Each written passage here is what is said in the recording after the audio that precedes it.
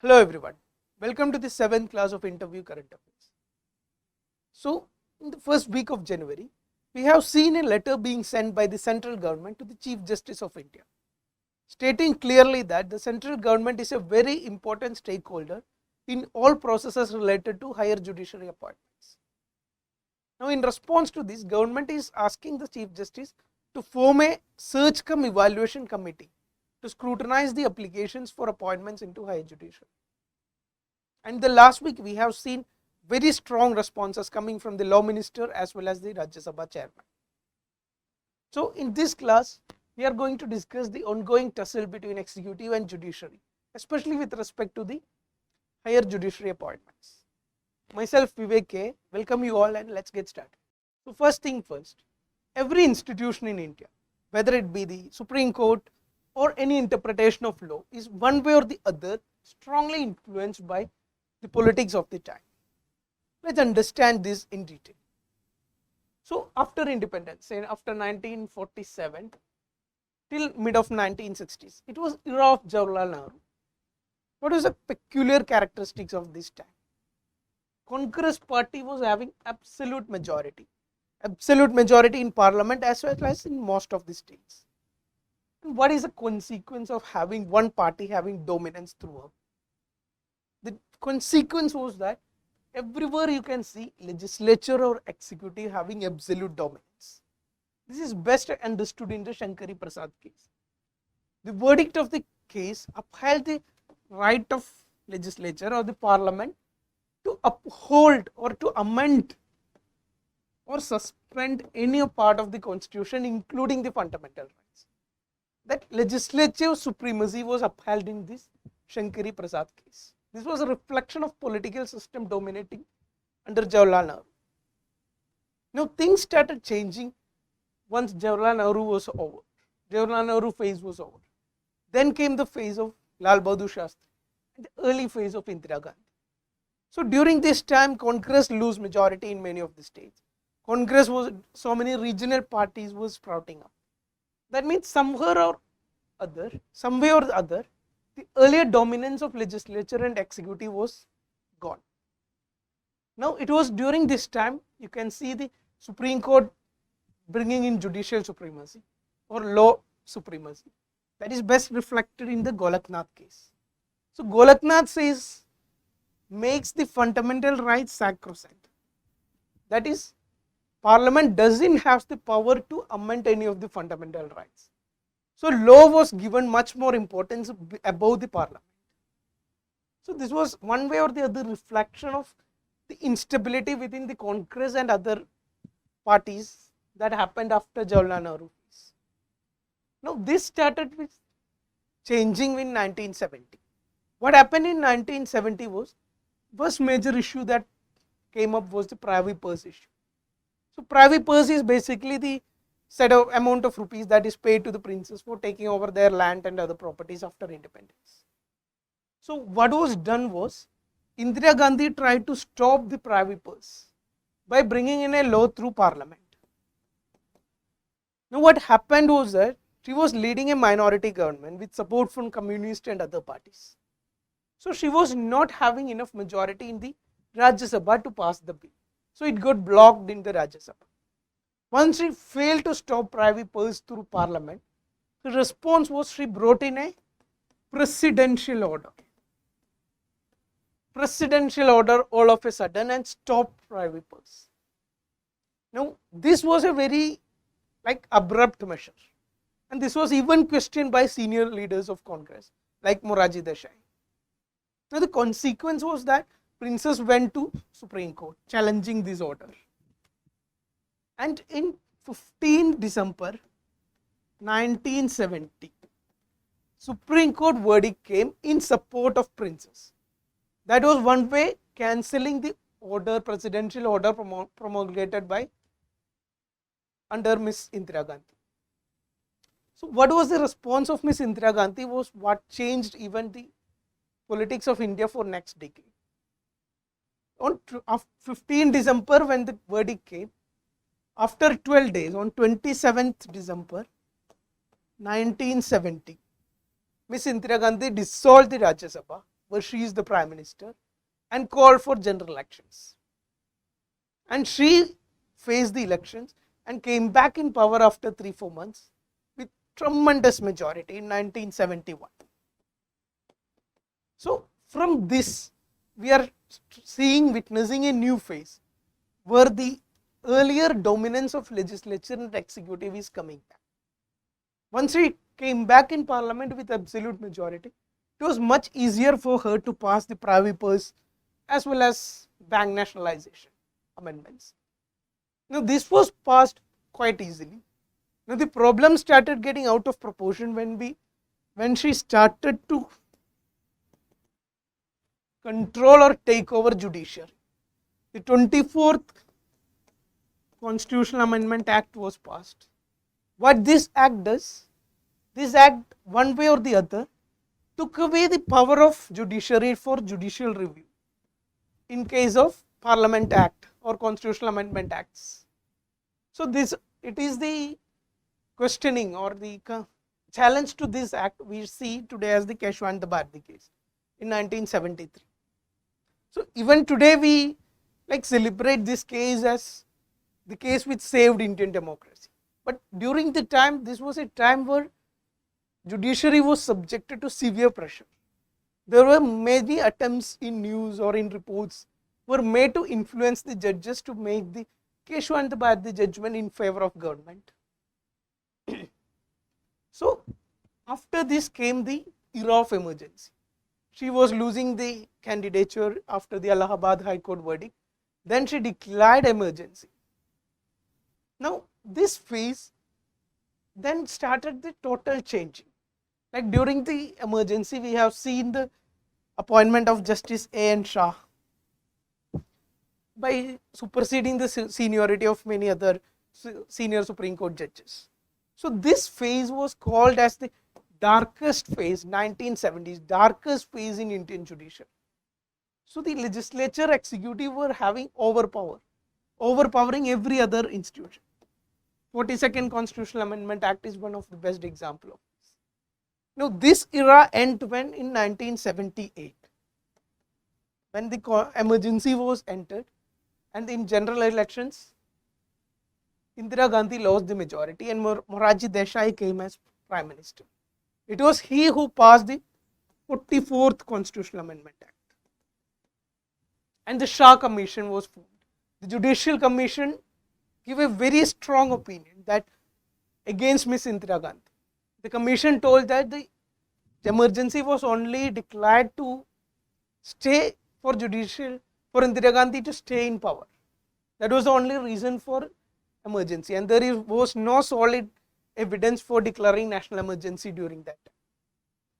So even though Mr. Morarji Desai tried to change many of the very strong acts that is brought in by during emergency, like 44th Constitutional Amendment Act, it was highly short-lived.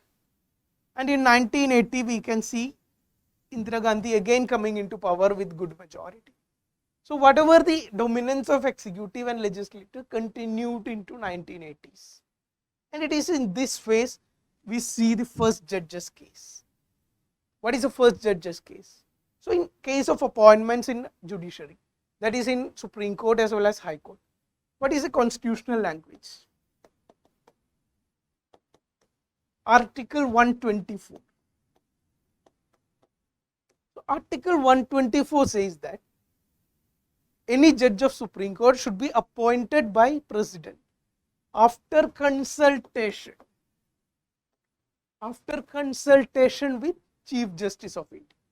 So the first judge's case verdict was that the consultation or the recommendation of Chief Justice of India can be overlooked or overturned by the executive under certain conditions.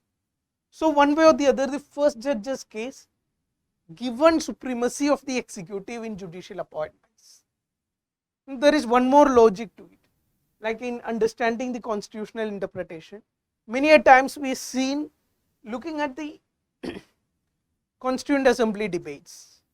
So when judicial appointments, Constituent Assembly debate, there are at least 3 incidences where this was questioned: consultation with Chief Justice of India, who should be given primacy in appointment of higher judges, whether it should be the primacy of the executive or whether it should be the primacy of the judiciary. So, complete primacy of judiciary was overruled by B.R. Ambedkar in all three questioning of the article 120. Now came the phase, then this provision was somehow maintained in the first judge's case. Now that was in 1980s. Now after that Indira Gandhi phase entered, then Rajiv Gandhi came into power. And then after say 1989, since 1989 came the era of coalition governments. No party was having absolute majority like earlier times. Every time Congress was ruling with so many other regional and small parties. So what is the implications of this? So it is during this time we see again resurgence of judicial system or judiciary. So this is best seen in the second and third judges case. So it is in this second judges case, system of collegium came into existence. What is system of collegium? In case of appointments in Supreme Court as well as High Court, judges should appoint judges. This judiciary should have absolute dominance in appointment of High Court and Supreme Court judges. So for that the collegium system was introduced.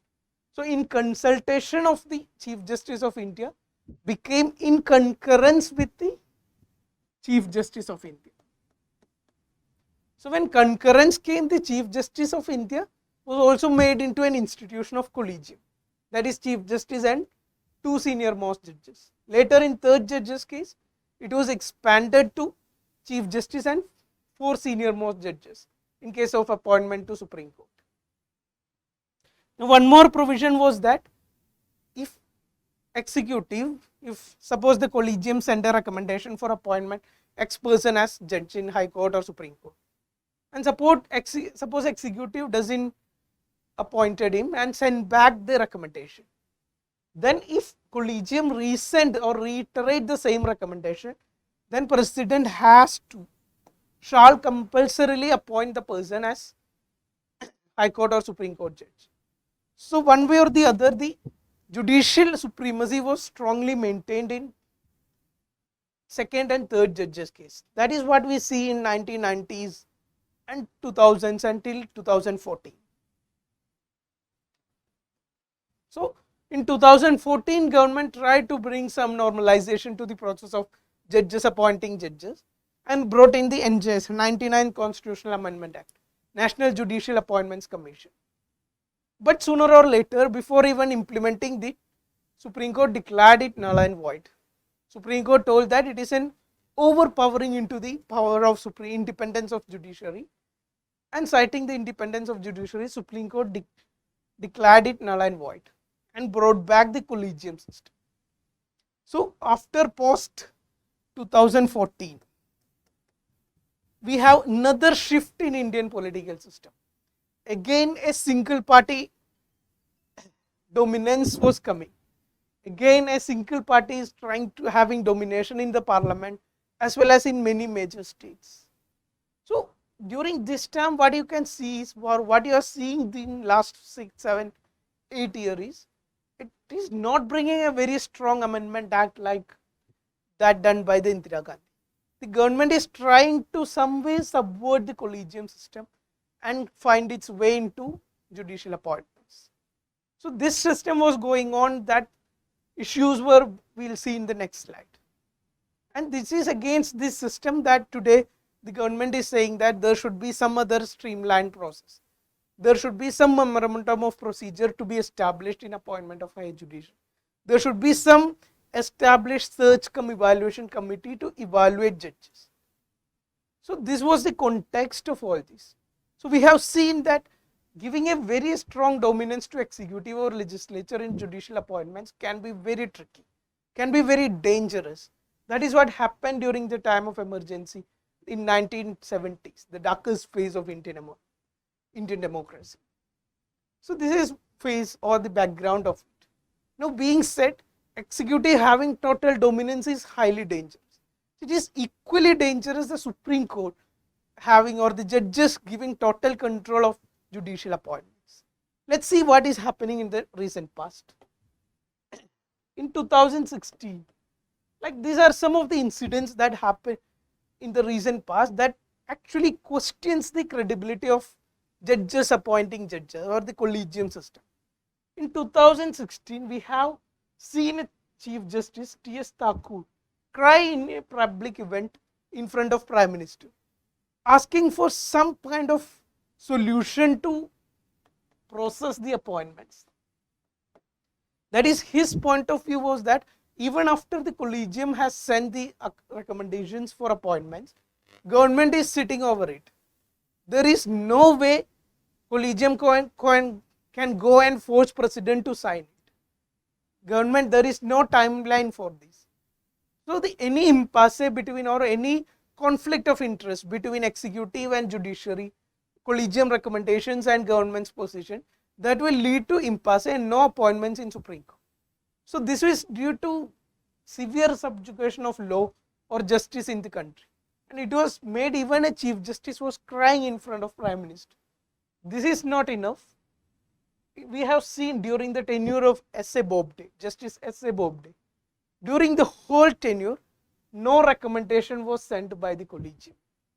Now why?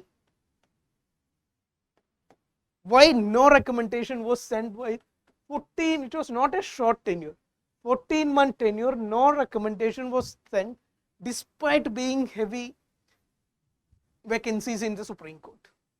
So one reason this cited in the reports are Justice Rohinton Nariman, who was a part of collegium during that time, he took a stance that he will not sign any of the recommendation until unless the name of Akhil Qureshi, Justice Akhil Qureshi is there.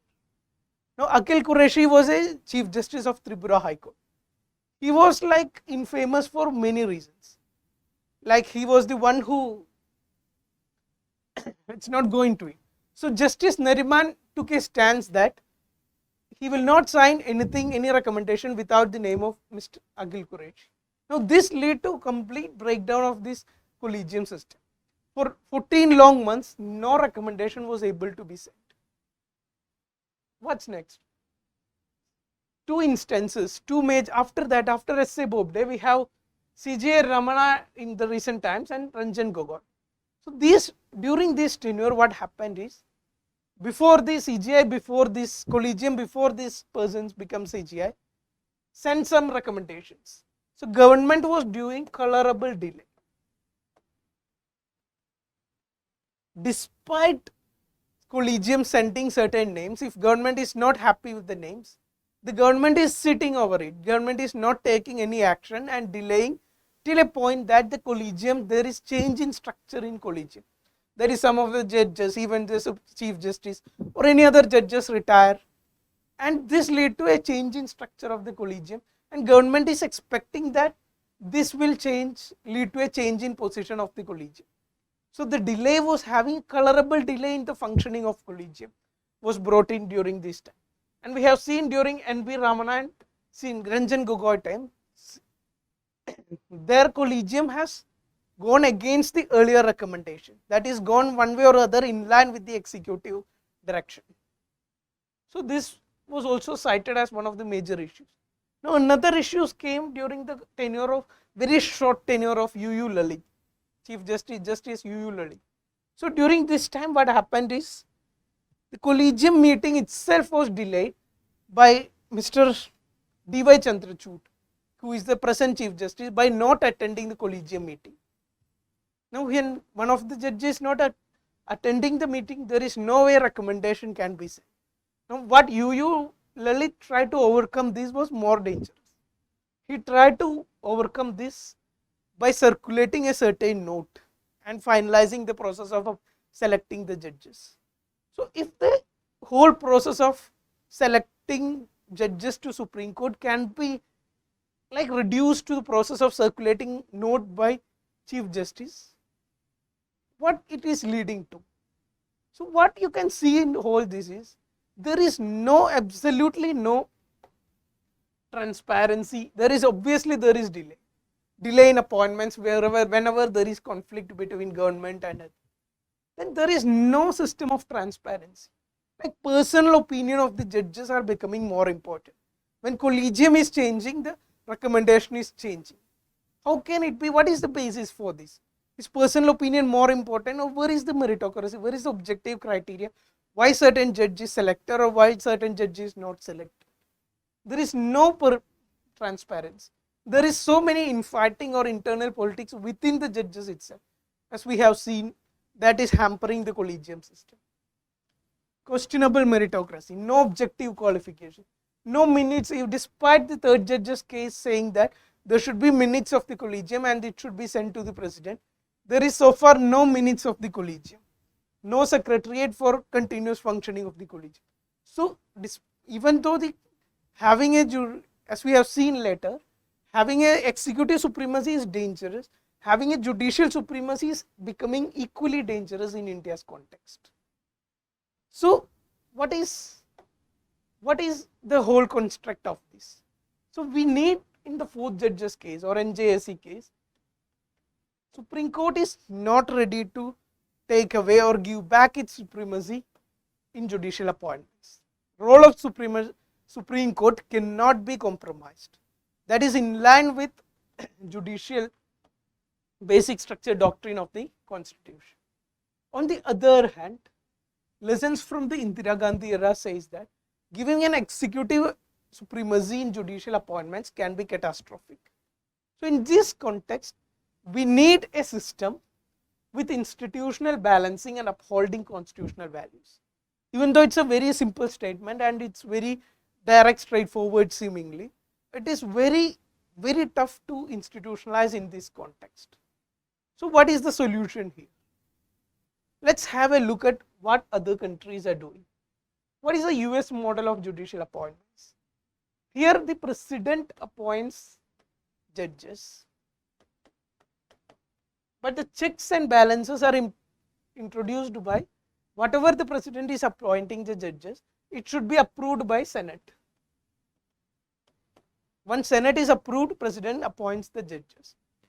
So there is a checks and balances system in the US. But this kind of a system is highly ineffective in India, because we have executive and legislature having a very interlinked structure. We are a parliamentary form of government. So executive and legislature are almost same. So in this context, we cannot have such as checks and balance like that of in US. Now one of the consequences of this is we have seen during the Trump administration. Many of the very conservative judges were appointed into Supreme Court. And one major judgment of this era was overturning the right to abortion in US. So one way or the other, here also president or politics of the day is influencing judiciary. Now UK model is much more adaptable model in Indian context. In UK, king is appointing, king, or in the Indian context we can take it as president, king is appointing the judges. But the judges are selected by a commission. There is a commission for selecting the judges. And this is a broader commission. This commission has members. It is led by a lay person and it is having members from judiciary. It is having judges, members from executive, law experts, common public, and all these members. A big commission is there. This commission recommends who should be appointed as judges in higher courts. So this kind of model, even though NJC strict model is not workable in India, some kind of adaptation can be done. So one more very prompt model is South Africa model. Here, similar to UK model, there is a commission to select and evaluate judges, and here more interestingly, open competition or open calling for applications are done for appointment or selecting judges. Then after that, if suppose one vacancy is there, 1+3 judges are recommended by the commission, and the president or the executive can appoint from these 4 judges any of the judges into the Supreme Court. So whatever vacancy is there, 3 extra judges are recommended, and depending on vacancy from this, executive appoints the judges. So if what the whole construct of all, in all major democracies throughout the world, there is nowhere where one department is given total control of judicial appointments. There is nowhere you can see in major democracies where judges are the only one appointing judges, or executive is given total control of appointment of judges. There should be some certain control compromises, some certain checks and balances that is brought into current system of Indian appointment of judges. Let's go ahead. So that's all for today. Try to answer this question. What are the issues in the collegium system of appointments in higher judiciary? Why NJSC Act was declared unconstitutional? How to implement memorandum of procedure for appointments in higher judiciary in the present context? Do comment your opinion and answers. That's all for now. Thank you and all the best.